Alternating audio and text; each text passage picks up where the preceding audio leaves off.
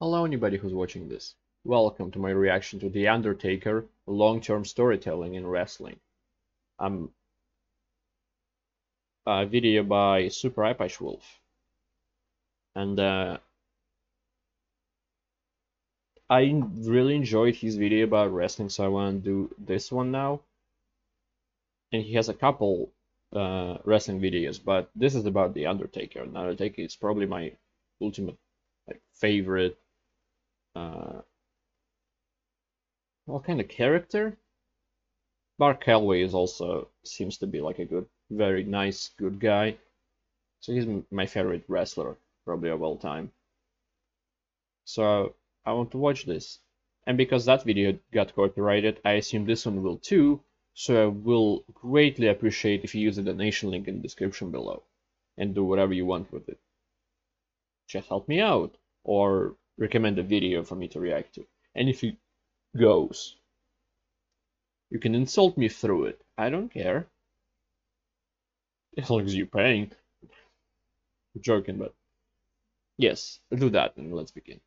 April 2nd, 2017. Camping World Stadium. Oh, it's Orlando, WrestleMania Florida. 35?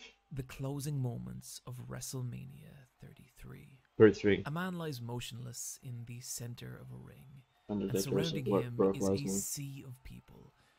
They're shocked, they're Oh, angry, please, just go to but sleep, cat. most of all, they're just Garus, heartbroken. sleep. Eventually, the man struggles to sit up, and facing the crowd with tears in his eyes, he climbs to his feet before leaving his jacket, gloves, and hat in the ring, and moving with slow, heavy strides, he makes his way back up the entrance ramp. As 75,000 people chant in unison 3 words: "Thank you, Taker." Yep. For fans of pro wrestling, this moment was devastating. It was the end of a story we had been experiencing most of our lives, and one that had started when many of us were still children. But if I don't think I was you're alive not a anymore. fan, this scene likely doesn't mean a whole lot to you. Maybe you've heard mention of The Undertaker. Okay, I want to say a few things about that. I hate that Undertaker was used, like he came to WrestleMania and stuff, after the day it's supposedly his career ended. I also hate that he lost. His streak was broken. I wish he just retired with a never beating being, because he was like a being, or a phantom, like a supernatural kind of creature with his gimmick, except for American Dream Taker or whatever it's called. No, not American Nightmare? I don't remember. Which both of them are Cody Rhodes. I don't remember. Or whatever. Perhaps a friend has vented to you You know over what I the mean. streak, but the specifics of why someone could become emotionally invested in such an odd form of storytelling still evades you. Well, friend, you're in luck. Because, as you may have been able to tell from my previous video, I have this borderline unhealthy obsession with convincing non-wrestling fans that wrestling is not only a legitimate form of storytelling, but also one capable of delivering narratives distinct from any other medium. And granted, this video is probably a bad idea, God. considering it took me a month to make. People think I'm insane whenever I bring up this subject. And WWE tend to pursue their copyright claims with all the vigor of Brock Lesnar caving Randy Orton's head in. But hell, we didn't get to where we are by making decisions that made sense. So to start, I want to briefly talk that's why I'm about here. time, or more specifically, the unusual nature of time in wrestling. See, wrestling is the only form of ongoing fictional narrative that takes place consistently in real time. In any other form of media, it's the author, director, writer, or editor who dictates the flow of time. But because wrestling is still operating under the illusion that it is a competitive sport, the facade of reality means that it can only be portrayed in real time. So if we watch Kofi Kingston on WWE SmackDown one week and then return the following week for the next, just as 7 days have passed for us, 7 days will also have passed for the fictional persona Kofi Kingston. Yes. Making him a fictional character that is aging and growing in real time. Meaning that wrestling is a fictional ongoing universe taking place directly in our reality, in our timeline. I know that might not sound like a big deal in the short term, but over time it can be a powerful tool in storytelling. And I want you to keep that in mind, because the purpose of this video is twofold. One, to explore the idea of the professional wrestling persona and how it develops a relationship with the audience, and two, how the passage of time affects that persona as well as that relationship. And so to do that, what say we take a trip right back to the WWF of 1991. Yeah, I wasn't born The yet. early 90s were a fascinating time for professional wrestling. The flamboyant powerhouses of the late 80s were beginning to lose their luster and move on to greener pastures. And so the creative minds of the WWF were desperate to recapture audience attention any way they could. And this is what led to the era of the gimmick. If you're not familiar with the term, a gimmick is a wrestler's fictional persona. Yes. A wrestler's gimmick is what makes them distinct from every other wrestler on the roster. It's the character they embody, and that embodiment defines everything, from their wrestling style and moveset in the ring, to even their entrance music and cadence of speech. Gimmicks are so important that the right one can make or break a wrestler. For example, what you're seeing here is the current New Japan star Tetsuya Naito being rejected by fans in the most devastating way possible, with silent indifference. This was the reaction to his Stardust Genius gimmick, basically that he was a good boy who liked wrestling. The gimmick lacked any real teeth and so was rejected outright by the audience. And so Naito, after a stay in Mexico, adopted his new Tranquilo gimmick, in which he rejected the fans the same way they had rejected him, treating everything in New Japan. If you break my fucking monitor, I will sell you. I will exchange you for the new monitor. Only for then his popularity to explode, as a Japanese audience empathized with his disdain for authority and his position as an outsider, and so they flocked to become one of his Los Ingobernables, the ungovernable, leading him to have the insane star power he does today. Okay, I wanted to record this video because you were sleeping. Okay, you know what? Gimmicks tend to be a little less subtle than those of Japan, and especially in the early 90s. At this point, the popularization of mixed martial arts was still many years away, and so an audience at large had no real idea what an actual full contact fight looked like, nor the kinds of people who participated in them, which allowed wrestling promoters to try out anything and everything. Any gimmick with a remote chance of getting over was put on television. From professional gimmicks such as an evil repo man, the tax collecting wrestler IRS, to the infamous dentist Dr. Isaac Yankum. This man is now the mayor of Knox Country, Tennessee. What is reality? Gimmicks would even heavily borrow from pop culture, such as Robert De Niro's performance as the psychotic Max Caddy from Cape Fear being reimagined as evil wrestler Waylon Mercy. Just let that one sink in.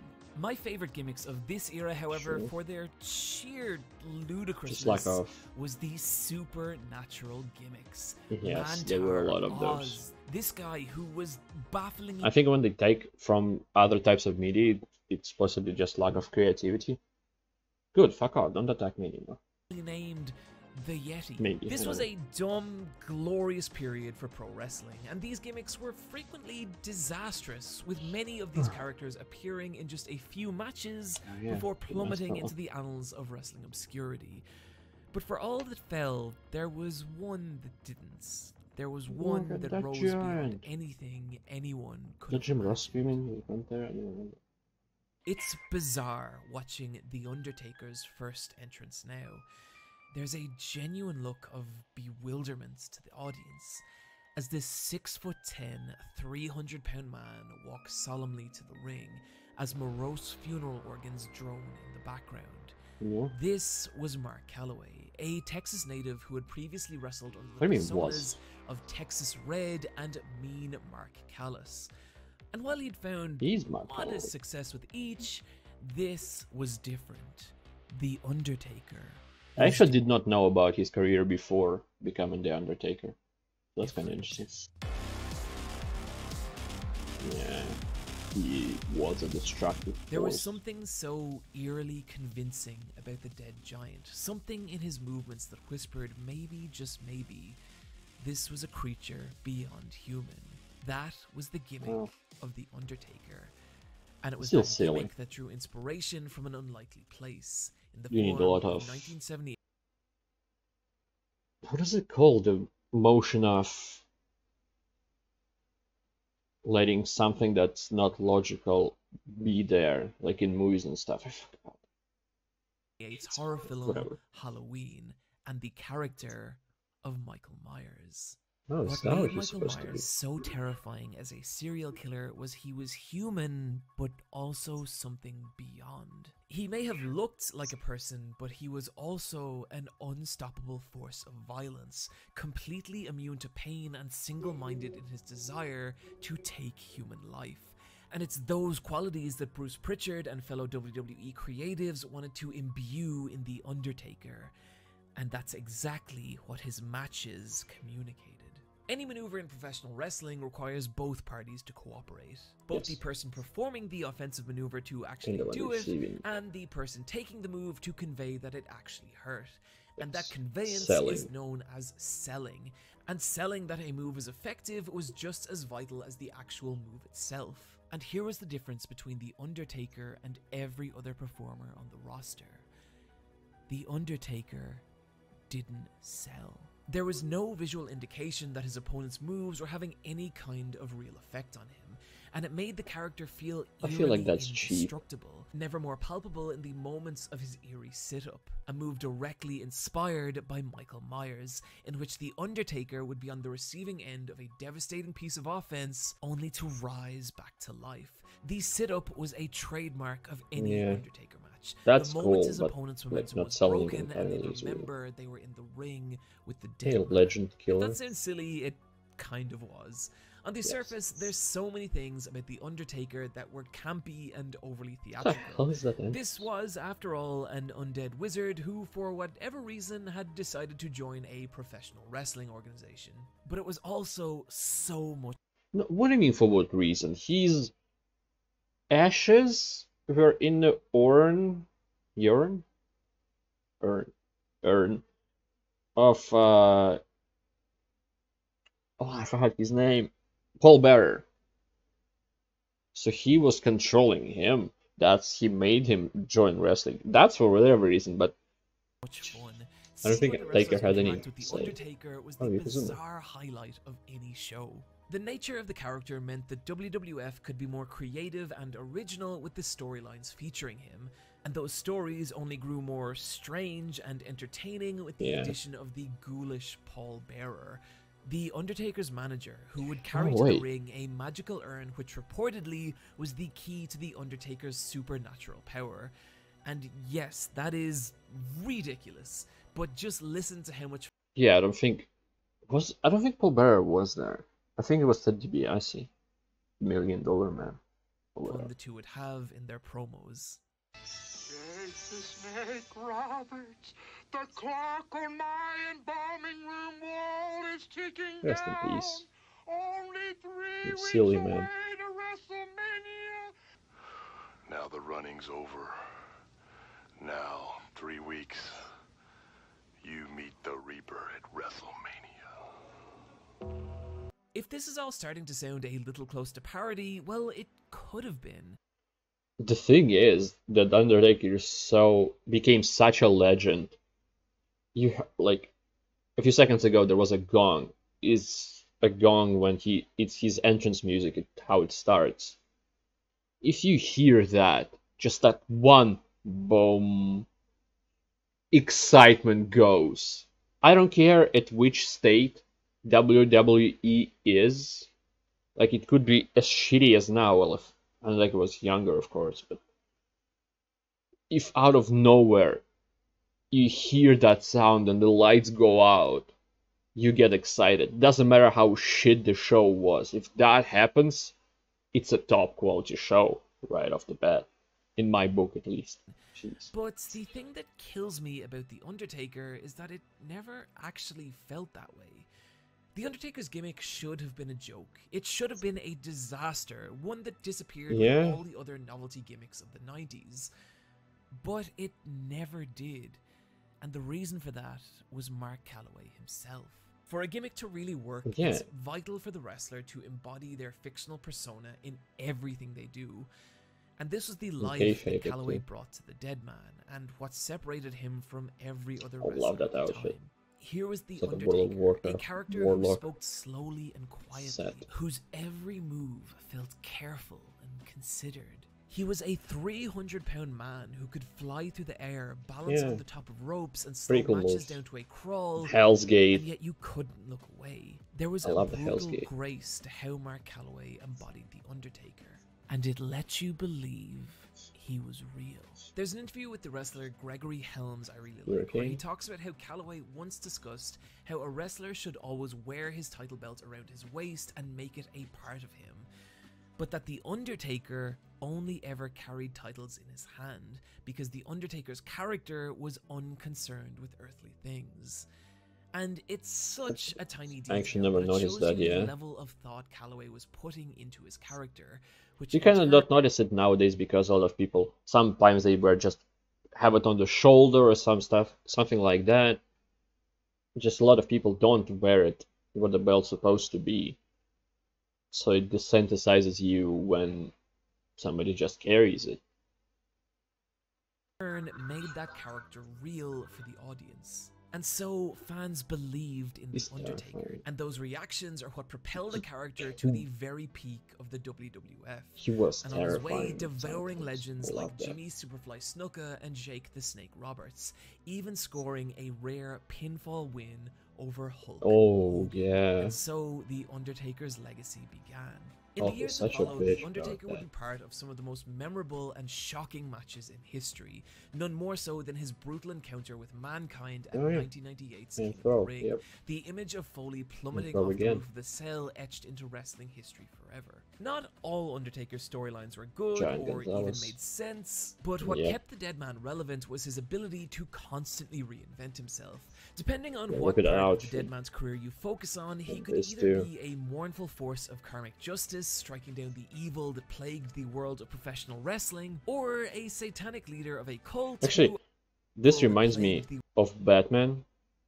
Like, he had purple boots and purple gloves, like before he went like all black. And it's the same as Batman when he was like wearing weirdly colored stuff, even though he's supposed to be the creature of the night and unseen in the. But he was wearing like glowing yellow. I don't know, chest piece. It's the same world thing. of He then professional evolved. wrestling, or a satanic leader of a cult who, I shit you not, would sacrifice other wrestlers, making them part of his ministry of darkness. Yeah, He especially even buried spent alive 3 type years of riding matches. in Yeah. motorcycles to the ring, changing his entrance I hate music that. to Limp Bizkit's Rollin', and somehow he got that over with fans too. His ability to I don't adapt like and reinvent himself was part of why the Maybe if I was watching wrestling at the time, I would have felt differently about it. But now, when I seen how he began as Undertaker and how he was Undertaker when I started watching wrestling, I feel like that moment in his career is like the worst part. I don't know. Undertaker enjoyed so much longevity with the WWF. But there was another reason too. Everything we've talked about up until now was about maintaining the illusion of the Undertaker. But behind that illusion, there was the actual person, Mark Calloway. Mark And Calloway, the strange yes. thing about Calloway is that despite having 27 plus years in the industry, it's rare to find anyone in the world of wrestling who has a negative thing to say about him. And if you're Yes. unfamiliar with That's the why I like him backstage as well. controversy and politicking of the business, that is exceptionally rare. He's known Yeah. as someone who would frequently put the business ahead of himself. often giving advice to younger wrestlers and using his own position within the company to try and raise them up. And if you look at Calloway's championship runs, this tracks. I forgot what people call them. Like a locker room owner or something, like, because he was like a top person in the locker room. Nobody can say shit to him. I think even the Click, the Triple H and like his group couldn't do anything to him because he was that good. His title runs were never very long, often losing championship matches to younger talents in an effort to raise their profile with the audience, something many of his contemporaries refused to do. Or as former WWE wrestler Ken Anderson put it, there are two mountains in the WWE, and on one is The Undertaker, and on the other is the other guys. The Undertaker is up there throwing ropes down, saying, "Come on guys, the weather's good, we can make some money together." And on the other side, you got guys throwing boulders down, saying, "Get the fuck off my mountain." Yeah. This section is not... That's why I like Daniel Bryan as well. Not because he's very technical, he's a great wrestler. And I hope he didn't end his career fully yet. Because there was some shit going on SmackDown. I don't know. I don't care enough about the storylines. I just care about him keep fighting because he's a good wrestler. But he also wants... He said that like when he came back, it's his last run, and I think he wants to put more young talents through himself. So he will lose because he's ending his career here. There's no point. So he wants somebody else to win over him, over somebody who's great, so their career would be stronger. I don't know what word to find. You know what I mean. Meant as an endorsement of Mark Probably Calloway, the human maybe not. being. I don't know anything about the man personally, and honestly, I don't really care. But what I do know is that the world of wrestling can be a cruel and ugly place. One that brings out the very worst in people, the history of which is littered with men and women consumed by their own demons. Oh. And I think it's awesome that The Undertaker was Chris never Benoit, like that. That he chose to help those around him rather than tearing them down. And to me, that's just as much a part of his legacy as anything else. And so you had The Undertaker, a character loved by fans and a man respected by his peers. But over the years, something unusual started to happen. Different stars would come and go, but The Undertaker never did. Yeah. He could disappear for months at a time, but he'd always come back, year after year. He could be on a fighting on a WrestleMania and then never appear again until the next WrestleMania, but not the WrestleMania itself, just a month before it, so they can set up a feud with somebody. And he'll fight that month and disappear again. And as the decades went by, he started to feel like this ethereal, eternal part of wrestling. Even in the years I kind of fell off wrestling, I'd always tune back into WrestleMania just to see what was happening. Possibly, the reason is possibly that he didn't want no matter to what get else hurt. was going on in your life, whatever Like changes you were WrestleMania. experiencing, The Undertaker Because the age was was always there. I can remember watching Undertaker matches when I was learning to read, when I graduated college, and even when I started making YouTube videos. And the thing was, just as I was growing and getting older, so was he. He was a fictional persona, but he was also a real person. I've sat in arenas and watched The Undertaker. I've shared a physical space with this fictional character, which in some small way makes me feel like a tiny part of his story. And after decades, it felt like that was a story that would never end. And it was that feeling that led to the streak. The streak began in 1991 at WrestleMania 7. The best thing as that The WWE Undertaker ever made. scored a decisive victory over Jimmy Snuka. And then fucking ruined it like everything else they do. Wrestling, known as the showcase of the Immortals, It's where every major storyline of the year concludes, and as the years rolled by, a pattern started to emerge. The Undertaker had never lost at WrestleMania. In fact, come WrestleMania 21, 14 years later, he'd gone 13-0, making the streak a testament to the enduring long-term relationship he'd built with the fans, but also something else. It was a prize to be claimed, more valuable than any title. The one who could finally end the streak would himself Orton. become a legend. And so each year, a new... That kind of thing would perfectly work with people like Randy Orton, who were, at the time of fighting Undertaker, still young, like, coming up with his career, so... if he would have done it, he would have been like... It would have worked with his arrogant persona, is what I'm saying.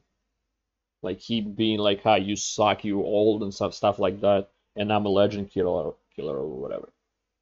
New challenger stepped forward, and each year after a brutal struggle, they'd be sent hurtling back into the abyss. In the process, making for some of the greatest matches in wrestling history, such as his WrestleMania 25 showdown with Shawn Michaels, seen by many as the best match WWE has ever done.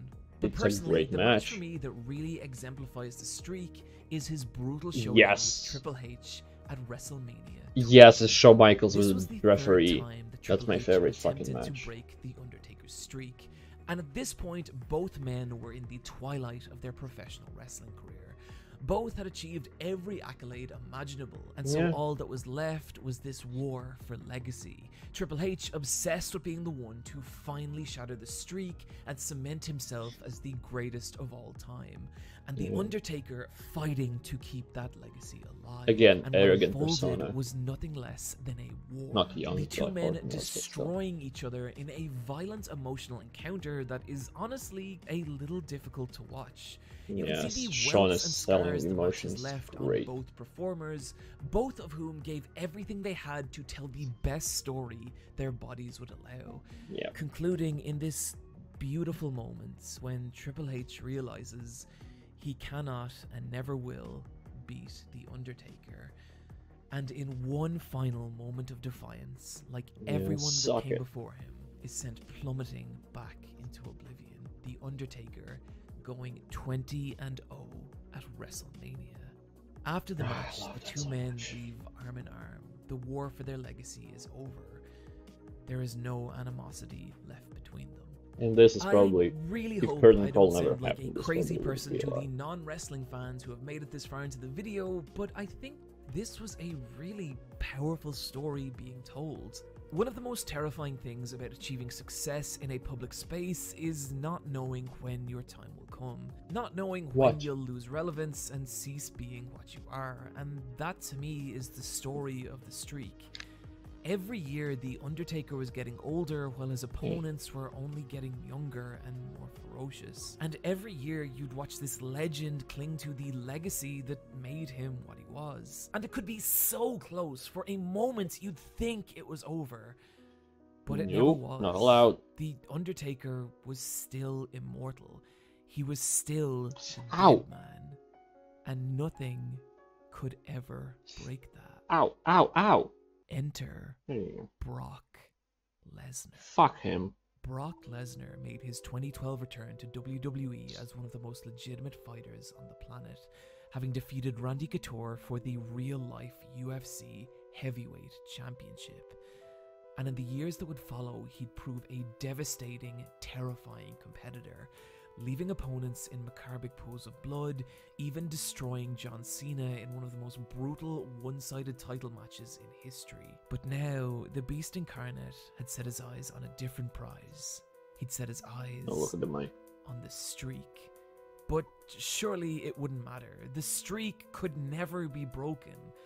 I wish it weren't. Fuck off. Right.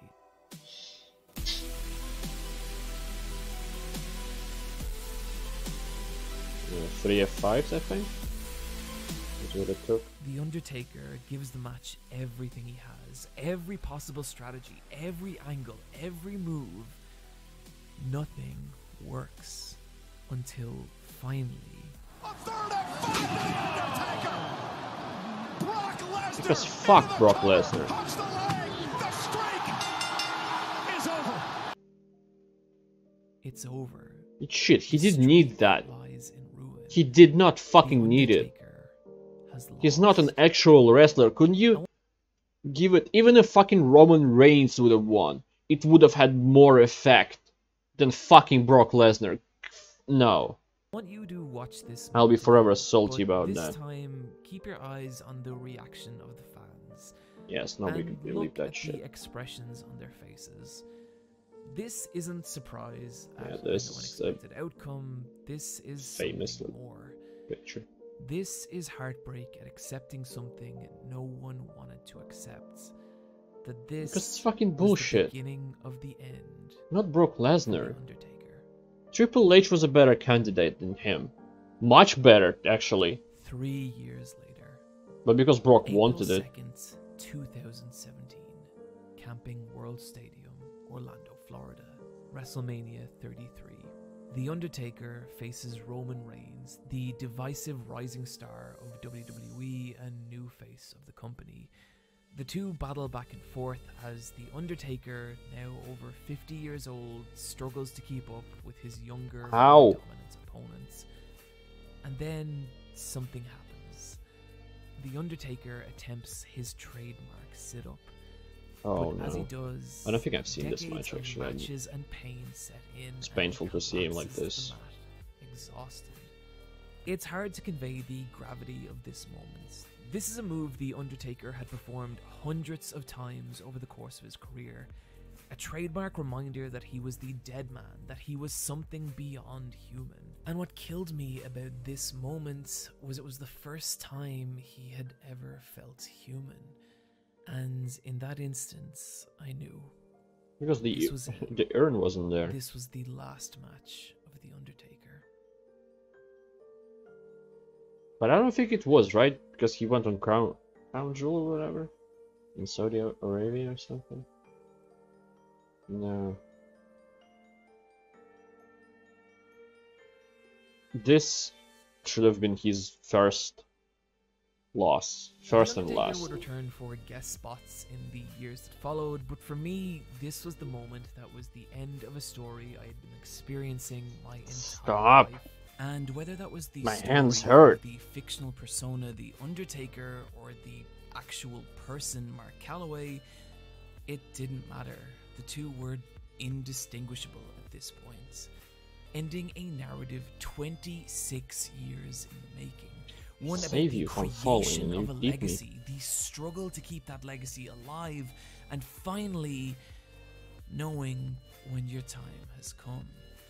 And that's a story, the experience of which I think I value more than I could ever possibly convey.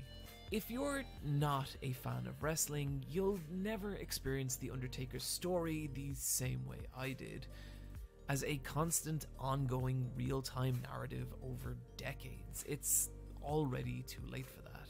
But what I want to convey with this video is that it doesn't matter, because this is just one story in the world of professional wrestling, and dozens of others are unfolding right now, right this minute. The fall of Kazuchika Okada, the rise of Becky Lynch, the ongoing man. saga of the Golden Lovers.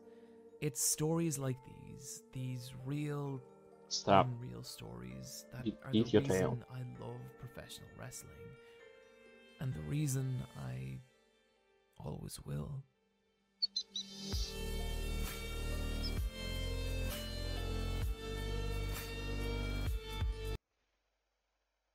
What? Speak up. Okay. Is this it? Friends, thank you for watching my video. Last And words. particularly if you do not care about wrestling at all, thank you so much for sticking around to the end of this one. If you enjoyed this video and want to help me make more like it, you can support the channel over on Patreon at patreon.com/supereyepatchwolf. And thank you so much to the people there who support me and make putting a month into a crazy project like No. this possible. A go, special my shout out finger. this week to Elizabeth Crow, VJ059, Patrick Massaro, Grizzly Hare, Sleepy Bear, Jake Gus, The Lonely Donkey, and Rainstorm Colors. You can also find me on Twitch at twitch.tv/Super Eyepatchwolf, hosting the Let's Fight a Boss video game podcast, or on Twitter at Eyepatchwolf. Friends, take care of yourselves, and I'll see you next time.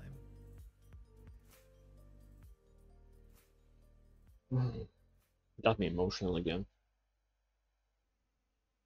Just the Undertaker's story. I hate the way it ended. I hate it.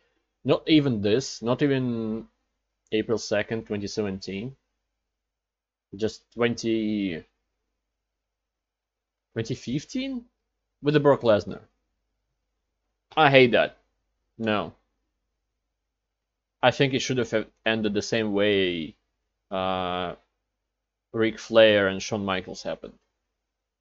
Like, Undertaker beats Brock Lesnar here, and then April 2nd, 2017, he meets, like, if we're not gonna change anybody, so he meets Roman Reigns, and Roman Reigns sees this old man, but still a legendary man. And, like, I don't know, seems him standing up, doing something like, come on, come at me, and he says, I'm sorry, does a spear, pins him, and wins.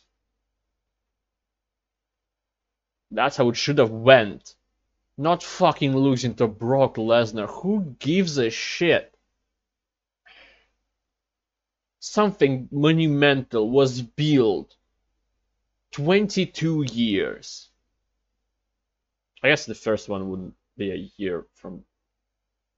So 21. 20 years to make 21 victory.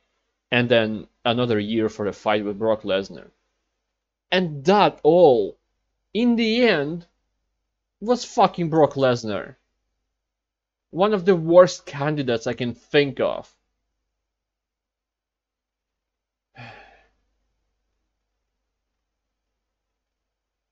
I just hate it.